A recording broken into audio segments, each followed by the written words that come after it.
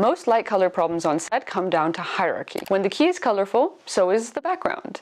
And if you have a practical in frame, it's doing its own thing as well. Everything competes for attention, and what was intended to be atmospheric might just end up looking busy. I've been using the Aperture 400X, which has enough output to shape the background without blowing out, which makes the control very useful. The fix is having a structure. For example, you can keep the key light neutral. A neutral key means the subject stays grounded and the skin tone on the face reads correctly. And that stability makes color elsewhere really land. This is where HSI control comes in handy: hue, saturation, and intensity. These are three parameters that you can shape independently instead of just picking out a color and pushing it. Most of the time, saturation and intensity can do more damage than hue itself. You might want a cool blue edge in the background, but at full saturation, it can flatten everything from behind the subject all the way to the far background. Pull the saturation down, keep the hue, and adjust the intensity so the contrast holds. And then it can do its job with much more subtlety. And because the key is holding steady, the image has depth because the lights are organized. For these setups, I've been using the Aperture 400X as my key and the Storm ADC as my fill light. So before adding color to your frame,